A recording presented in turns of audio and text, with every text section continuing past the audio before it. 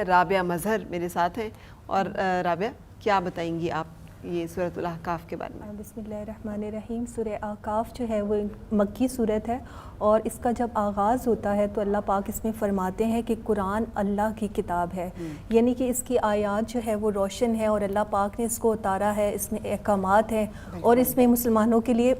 زندگی گزارنے کا جو ہے وہ پورا اسوہ حسنہ جو ہے وہ موجود ہے. اور پھر اس کے اوپر زمین و آسمان کی جو تخلیق ہے اس کے اوپر بات کی گئی ہے اور ہر چیز جو ہے وہ اپنی جگہ خوبصورت ہے. جنگلات کو دیکھیں, پہاڑوں کو دیکھیں, چشموں کو دیکھیں تو ہر چیز میں ایک ربط, ایک نظم نظر آتا ہے. اور اسی طرح ہر چیز جو ہے وہ جس جگہ پر موجود ہے وہاں پر وہ بامقصد بھی ہے اور خوبصورت بھی ہے. اسی طرح اللہ پاک فرماتے ہیں کہ انسان جو ہے وہ غور و فکر اور تدبر اختیار کرے. ہمیں یہ کائنات کی جتنی چیزیں ہیں یہ بے مقصد نہیں بنائی گئیں بلکہ اللہ تعالیٰ نے اس میں اپنی قدرت کی کئی نشانیاں جو ہے وہ ان کو پنہا رکھا ہے. چاند کو ہم دیکھیں تو چاند کی عمر جیسے گھٹتی اور بڑھتی ہے تو دنوں کا حساب لگایا جاتا ہے. اسی طرح سورج سے سال کو ماپا جاتا ہے اور سیاروں کی جو گردش ہے اور زمین پر جتنی موجود چیزیں ہیں, چھوٹے سے چھوٹے اگر ہم کیڑے کو بھی دیکھ لیں تو اس میں بھی اللہ کی جو قدرت اور جو کارخانہ قدرت ہے اس کی کئی جو ہے وہ چیزیں ہمیں نظر آئیں گی. اچھا رابعہ, اس میں جو چوتھی آیت ہے نا, چونکہ ہم اس کا دور کرتے آ رہے ہیں پہلے سے اور حوامین میں پہلے بھی کل بھی تذکرہ ہوا تھا کہ توحید الہی کا بیان بہت زیادہ ہے. بالکل. سو اس میں بھی وہی مضمون جو کل بھی جس کی تکرار چل رہی تھی وہ ریپیٹ ہو رہا ہے کہ تم فرماؤ بھلا بتاؤ تو جو تم اللہ کے سوا پوجتے ہو مجھے دکھاؤ, انہوں نے زمین کا کون سا ذرہ بنایا ہے یا آسمان میں ان کا کوئی حصہ ہے, میرے پاس لاؤ اس سے پہلی کوئی کتاب یا کچھ بچا کچھا علم اگر تم سچے ہو. اور دوسری آیت مبارکہ آیت نمبر 5, اور اس سے بڑھ کر گمراہ کون جو اللہ کے سوا ایسوں کو پوجے جو قیامت تک اس کی نہ سنے اور انہیں اس کی پوجا کی خبر تک نہیں. اور تیسری میں, اور جب لوگوں کا حشر ہوگا تو وہ ان کے دشمن ہوں گے اور ان سے منکر ہو جائیں گے. سو یہ ایک احوال کہ اگر ہم شرک کرتے ہیں اور اللہ کے سوا پکارتے ہیں, سمجھتے ہیں کہ یہ وہ ہو سکتا ہے وہ بزرگ ہستیاں اللہ کے بہت مقربین میں سے ہوں, لیکن اللہ کے سوا کسی اور کو پکارنے کا ہمیں حکم نہیں ہے. اور یہاں پہ دیکھیں کہ بتوں کی پرستش کا جو ذکر آ رہا ہے اس میں فرمایا جا رہا ہے کہ زمین و آسمان کی جو تخلیق ہے اس میں تو ان کا کوئی کردار نہیں ہے اور پھر وہ خود مٹی سے بنے اور مٹی سے بنی ہوئی جو چیز ہے وہ انسان کو کیا چیز جو ہے وہ دے سکتی ہے. اور یہی بت جو ہے یہ قیامت کے دن کہیں گے کہ ہم نے ان کو پرستش کرنے کے لیے نہیں کہا تھا, یہ خود سے جو ہے وہ پرستش کیا کرتے تھے. اور انسان جو ہے اس کی مجھے لگتا ہے کہ ایک مینٹیلٹی اس طرح کی ہے کہ وہ ظاہری طور پر کوئی چیز جو ہے وہ اپنے سامنے دیکھنا چاہتا ہے جس سے وہ بات کرے, جس سے مانگے اور اس کو لگے کہ وہ جس سے بات کرے وہ سیٹسفیکشن دے اور اس کو کچھ دے سکتا ہے. تو یہاں پہ بت جو لوگ بنا لیتے ہیں مجھے لگتا ہے کہ اس کے پیچھے یہی جو ذہنیت ہے یہ کار فرما ہوتی ہے. اور آگے رسول پاک صلی اللہ علیہ وسلم اپنے بارے میں بیان کرتے ہیں کہ انا نذیر مبین, کہ میں تو کھلا ڈر سنانے والا ہوں, میں صاف ڈر سنانے والا ہوں. بالکل ایسا ہی ہے. دیکھیں کفار جو تھے وہ نبی پاک صلی اللہ علیہ وآلہ وسلم سے بار بار جو تھے وہ معجزات کی فرمائش کیا کرتے تھے اور نبی پاک صلی اللہ علیہ وآلہ وسلم کو طعنے بھی دیا کرتے تھے اور یہ کہتے تھے کہ یہ ہم جیسے ایک بشر ہیں, یہ تو بازاروں میں چلتے پھرتے ہیں, کھانا پینا کرتے ہیں, ان کی زندگی جو ہے وہ ہمارے جیسی ہے. لیکن اللہ تعالیٰ نے دیکھی کہ ان کے اوپر وہی جو ہے وہ نازل کی ہے, تو اللہ تعالیٰ نے جو نبی پاک صلی اللہ علیہ وآلہ وسلم کو بنایا وہ خاتم النبیین بنا کر بھیجا, تو وہ کیسے ہم جیسے جو ہے وہ ایک بشر ہو سکتے ہیں. اور پھر جو کفار بار بار معجزات کی جو کرتے تھے, فرمائشیں کیا کرتے تھے, تو یہ جو روش تھی, یہ جو پرانی امتیں تھیں ان کی بھی یہی روش ہوا کرتی تھی. اور جب قرآن جو ہے وہ سب سے بڑا معجزہ ہے اور اللہ تعالیٰ نے اس میں کہا بھی کہ اگر تم یہ سمجھتے ہو کہ یہ کوئی انسانی کلام ہے تو تم جو اتنے فصیح اور بلیغ ہو اور اتنے خطابت میں مشہور ہو تو اسی جیسی کوئی ایک آیت بنا کر لے کر آؤ. لیکن جو کفار مکہ تھے وہ اس پہ ناکام ہو گئے. اور یہ دیکھیں نا 12 نمبر آیت میں یہی اعجاز بیان ہو رہا ہے قرآن پاک کا کہ اس سے پہلے موسیٰ کی کتاب سے پیشوا اور مہربانی, اور یہ کتاب ہے تصدیق فرماتی عربی زبان میں کہ ظالموں کو ڈر سنائے اور نیکوں کو بشارت. سو قرآن پاک کا جو اعجاز ہے کہ قرآن پاک تصدیق کر رہا ہے پہلے آنے والی تمام جو صحیفے نازل ہوئے اللہ تعالیٰ کی طرف سے. بالکل ایسے ہی ہے, قرآن پاک ان سب کی جو ہے وہ تصدیق کرتا ہے. اور رابعہ اس سے جو اگلی آیت ہے نا اس میں پہلے ہم سنتے آئے ہیں کہ اللہ کے جو ولی ہیں ان کو نہ خوف ہوگا نہ وہ غمگین ہوں گے, لیکن اس آیت مبارکہ میں اللہ تعالیٰ نے ایک صفت جو بیان کی وہ یہ ہے بے شک وہ جنہوں نے کہا ہمارا رب اللہ ہے اور پھر ثابت قدم رہے ان پر نہ خوف نہ ان کو غم. سو ولی اللہ کی جو ایک صفت ہے وہ یہ بھی ہے کہ وہ توحید الہی پر استقامت اختیار کرتے ہیں, اس میں وہ کسی طور نہیں ہلتے. اور ہم دیکھیں جتنے صاحب عظیمت ہیں, انبیاء کرام ہو یا صوفیاء کرام ہو یا اولیاء کرام ہو, انہوں نے کبھی اس معاملے کے اوپر سمجھوتا نہیں کیا اور اس کے اوپر کبھی کمپرومائز نہیں کیا. بالکل ایسا ہی ہے. اور پھر اگر ہم آگے دیکھیں تو اللہ تعالیٰ جو ہے اس میں فرما رہے ہیں کہ کفار جو ہے وہ کیا کرتے ہیں کہ اسلام سے روکتے ہیں.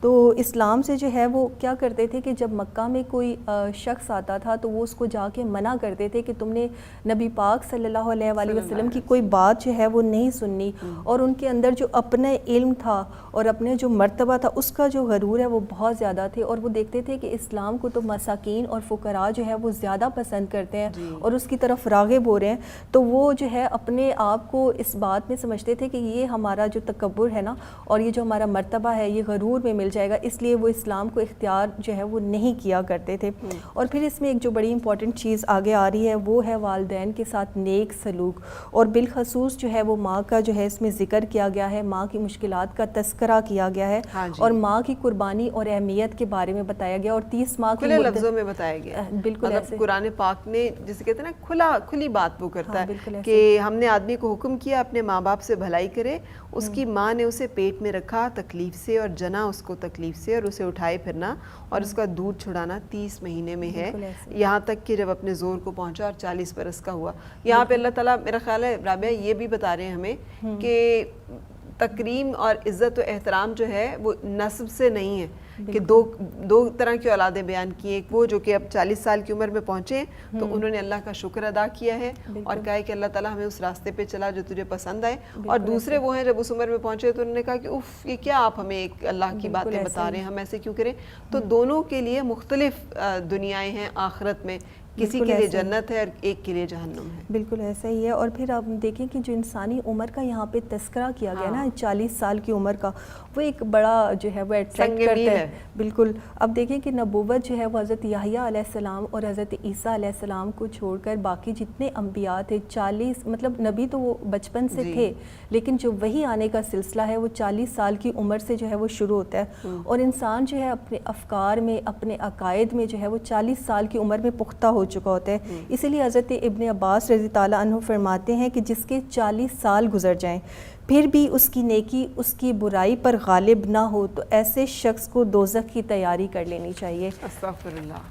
اور آگے جا کے جیسے آپ نے کہا کہ 2 قسم کی اولادوں کا جو ہے وہ اس پہ تذکرہ کیا گیا ہے. ایک وہ اولاد ہے جو نیک کام کرتی ہے, اور اس میں جو جب نیک کاموں کا ذکر کیا گیا تو اس میں دیکھیں کہ انہوں نے کہا کہ صالح عمل جو رب کی بارگاہ میں ہو. ایسے تو بہت سے صالحین ہیں جو ہماری نظر میں صالحین ہوتے ہیں یا جن میں ریا ہوتی ہے, لیکن وہ عمل جو خالص رب تعالیٰ کے لیے ہو وہ بڑی امپورٹنس کا جو ہے وہ حامل ہے. اور پھر اس میں وہ ساتھ ہی یہ دعا بھی کرتے ہیں کہ ہماری اولاد کو بھی اصلاح بھی دے اور ہدایت پہ بھی رکھ. اور پھر جب بد اولاد کا تذکرہ آتا ہے جو آخرت سے انکاری ہے اور ماں باپ اس کی اصلاح کی کوشش کرتے ہیں تو وہ ماں باپ کو جو ہے وہ بے وقوف سمجھتا ہے.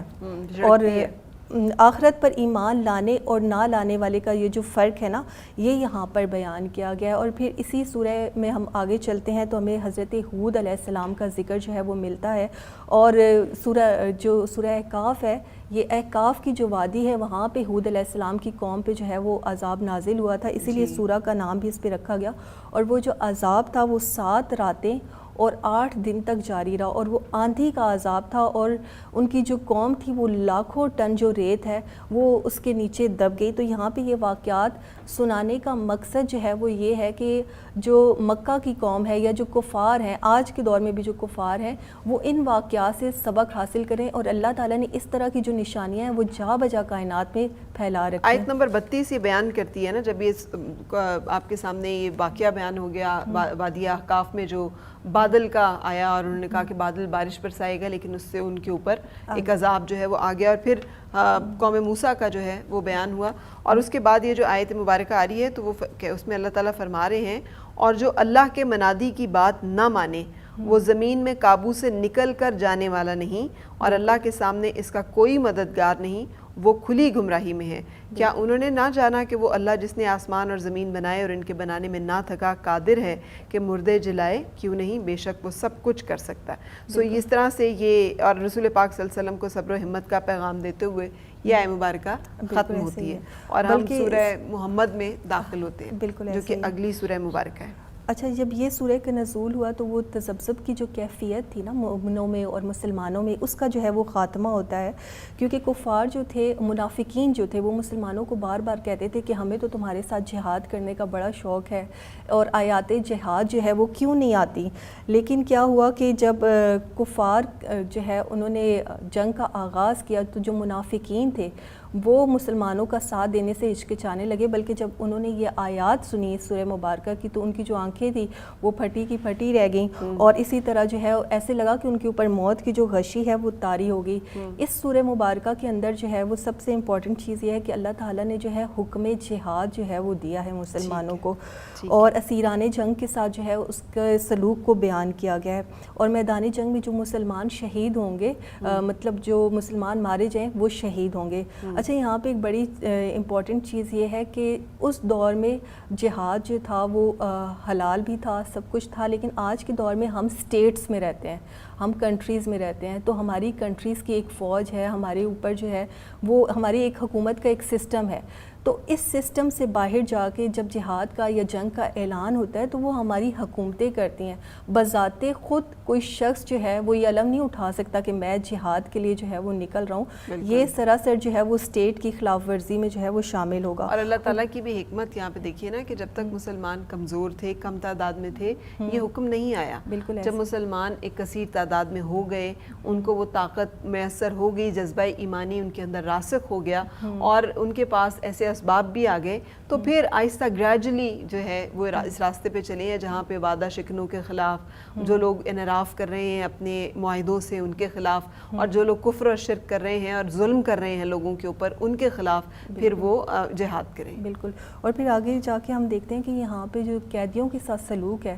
وہ بھی قرآن پاک نے پورا اس کو ڈیفائن کر دیا ہے کہ آپ نے قیدیوں کے ساتھ کیسے سلوک کرنا ہے، اور پھر جو ہے وہ اللہ تعالیٰ اہل ایمان کو مخاطب کر رہے ہیں کہ تم اسلام کی مدد کرو۔ اب وہ اسلام کی جو مدد ہے وہ جان کے ذریعے بھی ہے اور وہ مال کے ذریعے بھی ہے۔ اور پھر دیکھتے ہیں کہ آیت نمبر 35 جو ہے اس میں خصوصی جو ہے وہ حکم دیا گیا مسلمانوں کو کہ حالات جیسے بھی ہوں، جب آپ جنگ میں چلے جائیں اور حالات جیسے بھی پیش آ جائیں، پھر آپ نے پیچھے نہیں پلٹنا، اور کیا کرنا ہے کہ آپ نے صلح کی درخواست بھی نہیں کرنی، کیونکہ اگر آپ فرسٹ جو ہے وہ جا کے صلح کی درخواست کریں گے تو جو دشمن ہوگا وہ اس کو آپ کی کمزوری سمجھ لے گا۔ تو اللہ تعالیٰ نے کہا کہ تم اس بات پہ یقین رکھو کہ میں جو ہے وہ تمہارے ساتھ ہوں، اور مالی جہاد کی طرف جو ہے وہ اللہ تعالیٰ نے اس میں متوجہ کیا۔ اور اگر ہم اپنے صحابہ کرام کی سنت بھی دیکھیں تو جب ایک جنگ پہ جانے کا واقعہ پیش آتا ہے تو حضرت ابو بکر صدیق رضی اللہ عنہ اپنے گھر کا پورا سامان لے کر آ جاتے ہیں، اور حضرت عمر فاروق جو ہے وہ اپنے گھر کا آدھا سامان لے کر آ جاتے ہیں۔ تو ہر شخص جو کچھ کر سکتا ہے، ٹھیک ہے، اس کو مالی طور پہ جو ہے وہ کرنا چاہیے، ہیلپ کرنی چاہیے۔ اور دوسرا یہ کہ آج کل کے معاشرے میں ہمارا جہاد یہ ہے کہ جو مساکین، جو فقراء آج کے دور میں پائے جاتے ہیں، اور جو ہمارے مسلمان کنٹریز جہاں پہ مسلمان جو ہے وہ بہت زیادہ بدحالی کا شکار ہیں، تو ہمیں جو ہے وہ ان کی مالی مدد کرنی چاہیے، اور یہی جو ہے یہ ہمارا جہاد ہے۔ یہاں پر نا ایک اور واقعہ بھی ہے۔ ایک صحابی رسول صلی اللہ علیہ وسلم بہت غریب تھے اور ان کے پاس کچھ بھی نہیں تھا، تو انہوں نے سوچا کہ جہاد میں سب لوگ کچھ پیش کر رہے ہیں تو میں کیا کروں، تو انہوں نے ساری رات مزدوری کی اور اس مزدوری کے عوض انہیں مٹھی بھر کھجوریں ملی، تو صبح وہ کھجوریں لے کے رسول پاک صلی اللہ علیہ وسلم کے پاس حاضر ہوئے کہ یا رسول اللہ میرے پاس تو کچھ بھی نہیں ہے سوائے اس کے جو میں نے مزدوری سے یہ چند کھجوریں جو ہیں۔ تو آپ صلی اللہ علیہ وآلہ وسلم نے جو مال اکٹھا ہوا تھا اس میں سب سے اوپر وہ رکھا کہ اللہ تعالیٰ کو سب سے زیادہ محبوب جو ہے وہ یہی ہے۔ سو تعداد سے یا مقدار سے تعین نہیں ہوتا کہ نیت سے ہوتا ہے، خلوص سے ہوتا ہے کہ ہم کس طرح سے اللہ تعالیٰ کی راہ میں اپنا مال جو ہے وہ خرچ کر رہے ہیں، بھلے وہ غریبوں کی فلاح کے لیے ہے, یتیموں کی مسکینوں کی مدد کے لیے ہے, یا جہاد کے کسی مصارف میں؟ بالکل ایسا ہی ہے. تو آج کل دیکھیں نا کہ مسلمان جو ہے ان کی معاشی پستی جو ہے وہ بہت زیادہ بڑھ رہی ہے. فلسطین میں دیکھیں یا جس بھی کنٹریز میں ہم جاتے ہیں وہاں پہ دیکھیں تو ہمیں یہ چاہیے کہ جب ہم مال جو ہے وہ خرچ کریں یا زکوٰۃ نکالیں تو ہم ان جو بہن بھائیوں کا ہے وہ بہت زیادہ خیال بھی کریں. بالکل. آخری آیت مبارکہ اسی طرف ہے کہ تم جو بلائے جاتے ہو کہ اللہ کی راہ میں خرچ کرو تو تم میں کوئی بخل کرتا ہے, اور جو بخل کرے وہ اپنی ہی جان پر بخل کرتا ہے, اور اللہ بے نیاز ہے اور تم سب محتاج. اگر تم منہ پھیرو تو وہ تمہارے سوا اور لوگ بدل لے گا, پھر وہ تم جیسے نہ ہوں گے. بالکل. سو یہ ہمیں اس میں جیسے بنی اسرائیل سے تبدیل ہو گئی تھی امت محمدیہ صلی اللہ علیہ وآلہ وسلم, اور بنی اسحاق سے رسالت جو ہے وہ آ گئی تھی بنی اسماعیل میں. سو اللہ تعالیٰ نے امت بدل دی تھی ان کی نافرمانیوں اور سرکشیوں کے باعث. تو اللہ تعالیٰ انڈیویجولز کو بھی بدل سکتا ہے اور امتوں کو, قوموں کو بھی بدل سکتا ہے, اسی طرف اشارہ ہے. بالکل ایسا ہی ہے. اور اگر ہم آگے چلیں تو سورہ فتح جو ہے وہ اس میں آ جائے گی, اور جو ماہ ذی القعدہ میں جو ہے 6 ہجری میں نازل ہوئی ہے, اور حدیبیہ کے معاہدے کے بعد جب مسلمان واپس آ رہے تھے تو یہ سورہ مبارکہ نازل ہوئی. اچھا, اب کیا تھا کہ مسلمانوں کو جو ہے وہ کعبہ شریف میں نہیں آنے دیا جاتا تھا, اور مدینہ طیبہ میں جب لوگ تھے تو ان کی چونکہ فیملیز بھی وہاں تھی, خانہ کعبہ بھی وہاں تھا, تو وہ بڑے دل سے چاہتے تھے کہ وہ وہاں پر جائیں. اور نبی پاک صلی اللہ علیہ وآلہ وسلم کے ایک خواب کا تذکرہ جیسے قاری صاحب نے بھی کیا, تو انہوں نے ایک خواب دیکھا. اس کے بعد کیا ہوا کہ نبی پاک صلی اللہ علیہ وآلہ وسلم نے عمرے کے لیے جب لوگوں کو جمع ہونے کا حکم دیا تو 1500 کے جو قریب لوگ تھے نا وہ جمع ہو گئے. اب مسلمان جب کعبہ شریف کی زیارت کے لیے تشریف لے کر جاتے ہیں تو کفار کو ان سے خطرہ محسوس ہوتا ہے, اور وہ مسلمانوں کو روکنا چاہتے ہیں. اور حدیبیہ کے مقام پر ایسا ہوا کہ نبی پاک صلی اللہ علیہ وآلہ وسلم کی جو اونٹنی تھی قصوہ, وہ وہاں جا کے بیٹھ گئی اور اٹھ نہیں رہی تھی. پھر نبی پاک صلی اللہ علیہ وآلہ وسلم نے حکم دیا کہ یہیں پر جو ہے وہ ہم اپنا پڑاؤ ڈالیں گے, اور قریش نے مختلف سفیروں کو بھیجنا شروع کیا نبی پاک صلی اللہ علیہ وآلہ وسلم کی طرف, کیونکہ وہ ان کو داخلے کی اجازت نہیں دے رہے تھے. اب جب بھی کوئی سفیر وہاں پر جاتا تو وہ نبی پاک صلی اللہ علیہ وآلہ وسلم کے اصحاب کا جب ادب دیکھتا اور نبی پاک صلی اللہ علیہ وآلہ وسلم کی بارگاہ میں جاتا اور ان کے ارادے دیکھتا, تو واپس آ کے قریش کے سامنے جب تعریف کرتا ان کی, تو قریش جو تھے وہ اس کو بڑی بری طرح سے جھڑکتے. اتنے میں نبی پاک صلی اللہ علیہ وآلہ وسلم نے سفارت کاری کے لیے حضرت عثمان رضی تعالیٰ عنہ کو بھیجا, اور جب سفارت کاری کے لیے وہ مکہ گئے تو یہ افواہ پھیل گئی کہ حضرت عثمان رضی تعالیٰ عنہ کو جو ہے وہاں پر شہید کر دیا گیا ہے. اور پھر اس میں آگے چل کے بیت رضوان کا جو ذکر آتا ہے وہ مسلمانوں نے بدلہ لینے کا ارادہ کیا تھا, اور اللہ تعالیٰ یہاں پہ فرماتا ہے کہ وہ نبی پاک صلی اللہ علیہ وآلہ وسلم کا ہاتھ نہیں تھا, وہ اللہ تعالیٰ کا ہاتھ تھا جس کے اوپر تم بیعت لے رہے تھے. اور اللہ تعالیٰ نے اور نبی پاک صلی اللہ علیہ وآلہ وسلم نے بشارت دی کہ اس درخت کے نیچے جو لوگ یہ بیعت کر رہے ہیں وہ سب کے سب جو ہے وہ جنتی ہیں. تو یہ پہلی آیت مبارکہ جو پڑھتے ہوئے فتح مکہ کے موقع پر رسول پاک صلی اللہ علیہ وسلم داخل ہو رہے تھے, انا فتحنا لک فتحا مبین, کہ ہم نے آپ کو فتح مبین جو ہے وہ عطا کی, اور صلح حدیبیہ کو فتح مبین جو ہے وہ کہا گیا. اچھا, اس سورہ مبارکہ میں نا رابعہ جیسے تکرار ہے نا اللہ تعالیٰ کی, تو اس میں اس آیت مبارکہ کی تکرار ہے, اور اللہ ہی کی ملک ہیں آسمانوں اور زمین کے سب لشکر, اور اللہ عزت و حکمت والا ہے. اللہ تعالیٰ اپنی مختلف نشانیاں بیان کرتا ہے, اور پہلے یہ جو ہے یہ ہمارے پاس آ رہی ہے یہ آیت مبارکہ چوتھی آیت میں, اور پھر اسی طرح سے 7ویں میں پھر یہ آیت مبارکہ آ رہی ہے, اور پھر مختلف اللہ تعالیٰ عوامل بیان کرتا ہے سورج چاند ستارے اور کائنات کے, اور رسول پاک صلی اللہ علیہ وآلہ وسلم کی اس میں عقیدہ توحید کے ساتھ عقیدہ رسالت کا بہت زیادہ بیان ہے. اچھا, جب ہم اس میں نا آگے چلیں گے تو ایک اور واقعہ جو ہے وہ بڑا انٹرسٹنگ ہے اسی صورت کے, وہ اس میں آتا ہے کہ ابو بصیر نامی ایک شخص تھے, کیونکہ صلح حدیبیہ کی جو شرائط تھی نا وہ بڑی کڑی تھی. اب اللہ تعالیٰ جو ہے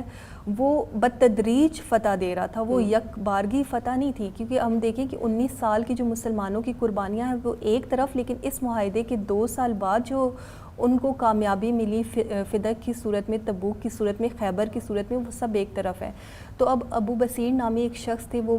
جو ہے وہ چلے گئے بھاگ کے مدینہ, لیکن نبی پاک صلی اللہ علیہ وآلہ وسلم نے رکھنے سے ان کو انکار کر دیا. تو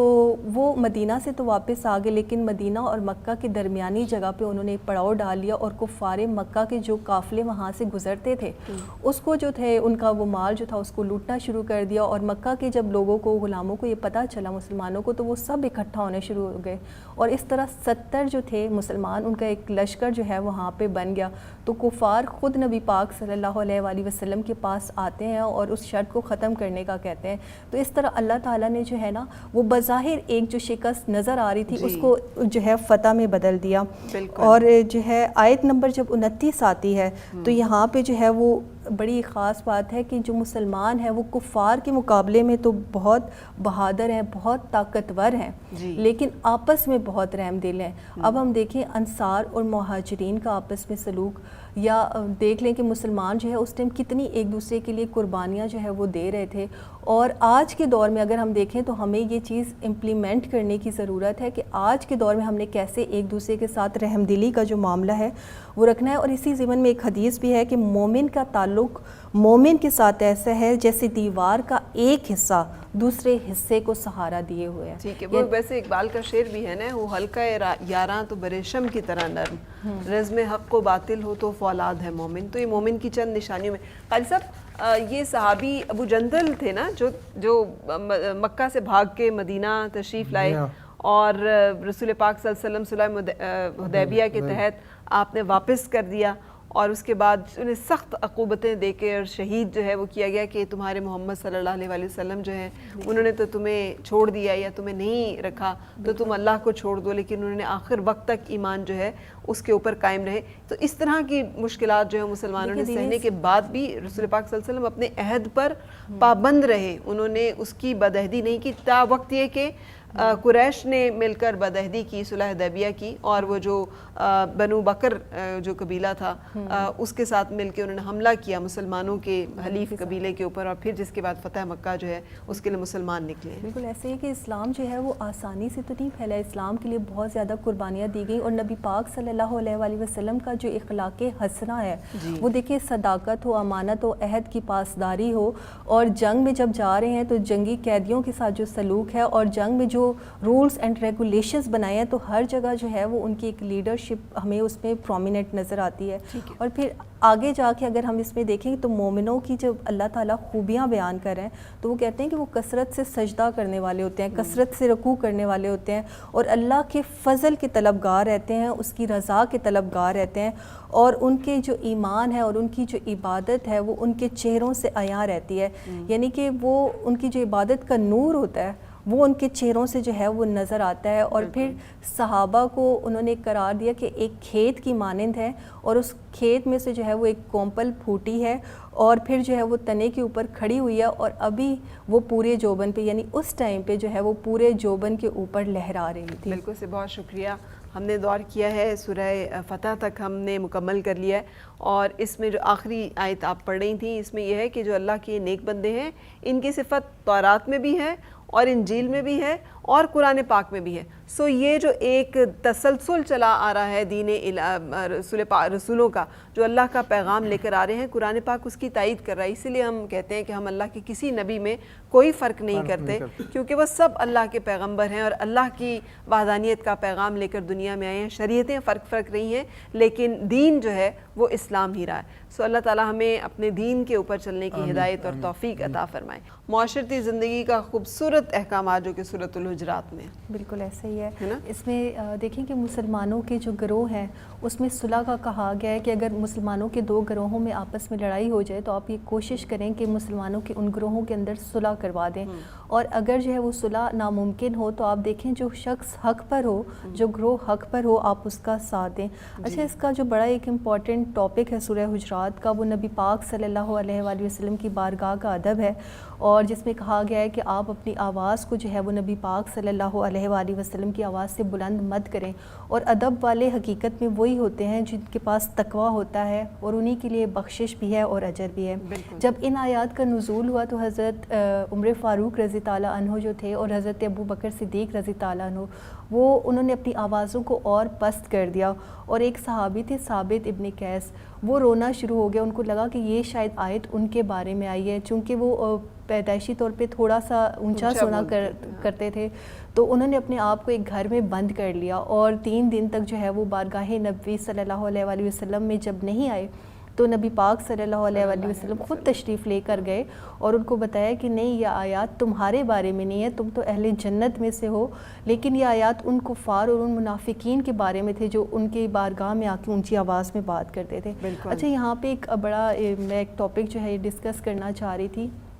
اسی آیت کے حوالے سے, کہ آج کل لوگ جاتے ہیں عمرے وغیرہ پہ, اور آپ نے بھی یہ چیز وہاں جا کے نوٹس کی ہوگی کہ کچھ لوگ تو ان آیات سے واقف ہیں اور اس بارگاہ کے ادب سے واقف ہیں, لیکن کچھ جگہوں پر ہم دیکھتے ہیں کہ بہت زیادہ بے ادبی کا جو ہے وہ مظاہرہ بھی کیا جاتا ہے. لوگ بھاگ بھاگ کر جا رہے ہوتے ہیں, اونچی آوازوں میں بات کر رہے ہوتے ہیں, یا اپنے دوپٹے اور اپنی چیزوں کو جو ہے وہ جالی مبارک کے ساتھ ٹچ کرنے کی کوشش کر رہے ہوتے ہیں. تو آج بھی یہ چیز یاد رکھیں کہ نبی پاک صلی اللہ علیہ وآلہ وسلم کی بارگاہ کا وہی ادب ہے جو اس دور میں تھا, تو آپ نے اسی ادب کے ساتھ جو ہے وہ وہاں پر حاضری دینی ہے. پھر ایک اور جو چیز ہے وہ یہاں پر ڈسکس کی گئی ہے آیات پہ کہ ایک دوسرے کا مذاق مت اڑاؤ. یہ مردوں سے بھی کہا گیا ہے اس آیت پہ, اور عورتوں سے بھی کہا گیا, اور ایک دوسرے کی عیب جوئی, نکتہ چینی, چغلی کھانا, برے القاب رکھنا, دوسروں کی جاسوسی کرنا, ان اہل ایمان کو کہا گیا کہ تم ان چیزوں سے دور رہو. اور یہ معاشرتی, یہ میں کہوں گی کہ معاشرتی برائیاں بن چکی ہیں گھروں سے نکل کر,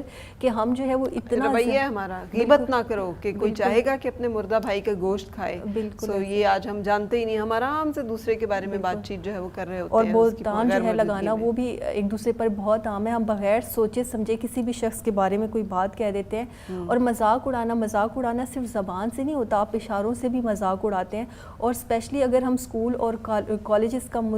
وہ دیکھیں, وہاں پر تو جو اسٹوڈنٹس ہیں ان کا رویہ جو ہے وہ دن بدن اپنے جو ٹیچرز ہیں ان کے ساتھ گراوٹ کا شکار ہے, اور اسٹوڈنٹس جو ہے وہ ٹیچرز پہ آوازیں کسنا, ان کی نقلیں اتارنا, یہ چیزیں جو ہے یہ عام ہوتی چلی جا رہی ہیں. اور پھر آیت نمبر 13 میں کہ ہم نے ایک مرد اور ایک عورت سے پیدا کیا, یعنی تکبر کو ابھی خاتمہ کیا ہے. بالکل کہ آپ اپنے آپ کو اس لیے نہ سمجھیں کہ میں فلاں خاندان سے ہوں یا فلاں میں نسل سے ہوں, مطلب صرف یہ ہے کہ پہچان ہو, اور تعظیم جو ہے وہ ہمیشہ تقویٰ کی بنیاد. اور پھر کہ ایمان اس وقت ہوگا جب اللہ کے رسول کی فرما برداری کرو گے تو تمہارے کسی عمل کا تمہیں نقصان نہ ہوگا, بے شک اللہ بخشنے والا مہربان ہے نا. بالکل ایسے ہی. اور پھر اہل ایمان کو اللہ تعالیٰ نے یہ بھی کہا کہ تم اپنے مال سے اور اپنی جان سے جو ہے وہ جہاد کرو. اور اگر تم نے قبول اسلام کیا ہے تو کچھ لوگ نبی پاک صلی اللہ علیہ وآلہ وسلم کی بارگاہ میں آ کے احسان جتاتے, تو یہ جو ہے یہ اللہ کا تم پہ احسان ہے کہ اس نے تمہیں جو ہے وہ ایمان کی دولت سے سرفراز کر دیا ہے. اور آخری آیت کہ اللہ جانتا ہے زمین اور آسمان کے سب غیب,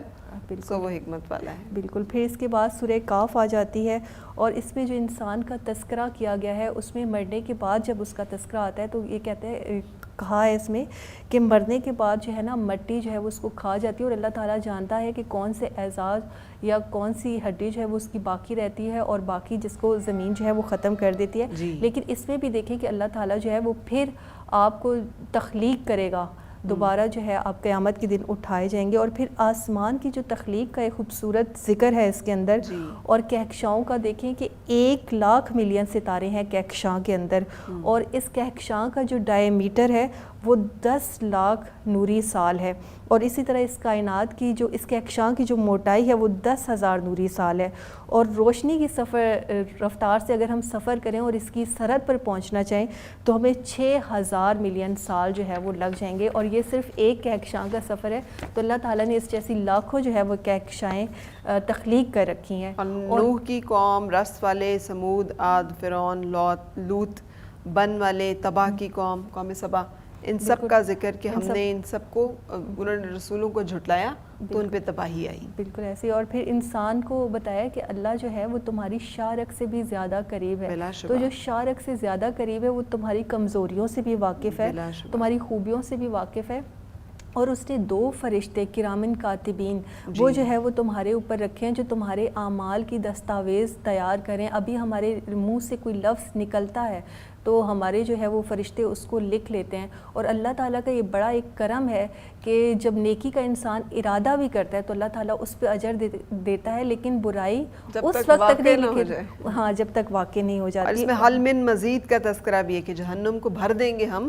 لیکن جہنم سے پوچھیں گے کہ کیا تو بھر گئی, تو عرض کرے گی نہیں, یہ تو اور جگہ ہے. بالکل ایسے ہی. اور پھر موت کے وقت جو ہے وہ انسان کو دونوں جہان جو ہے ان کا نظارہ، نیک شخص ہوگا تو اس کو جنت کا نظارہ کروا دیا جائے گا اور اس سے پوچھا جائے گا، اور اسی طرح جب کافر ہوگا تو اس کو جہنم کا نظارہ کرایا جائے گا اور اس سے پوچھا جائے گا. اور اس میں جو آیت نمبر 33 اور 34 ہے نا، جو رحمان سے بے دیکھے ڈرتا ہے اور رجوع کرتا ہوا دل لایا، ان سے فرمایا جائے گا جنت میں جاؤ سلامتی کے ساتھ، یہ ہمیشگی کا دن ہے. سو یہ بھی بشارت، ہم کہتے ہیں کہ رسول پاک صلی اللہ علیہ وسلم نے بشارت دی ہے کچھ صحابہ کرام کو جنت کی. آپ صلی اللہ علیہ وسلم کی جو عشرہ مبشرہ کی بشارت ہے وہ بے شک اللہ پاک مسلسل بشارتیں دے رہا ہے. یہ بشارت ہی تو ہے کہ اگر آپ یہ کریں گے تو آپ کو یہ ملے گا. سو ہمیں اپنے عمل کے اوپر بھی غور کرنے کی ضرورت ہے. اور دیکھیں اسی میں مومنین کی جو خوبیاں آئی ہیں اس میں وہ بیان کرتے ہیں کہ ڈرنے والا ہے مومن، توبہ والا ہے، اللہ تعالیٰ کا قلب میں ذکر کرنے والا ہے، اور صبر کی تلقین پھر اللہ تعالیٰ نے فرمائی ہے، اور نمازوں کا جو تذکرہ ہے وہ بھی اس کے اندر ہے کہ نماز جو ہے وہ اس کو پڑھے.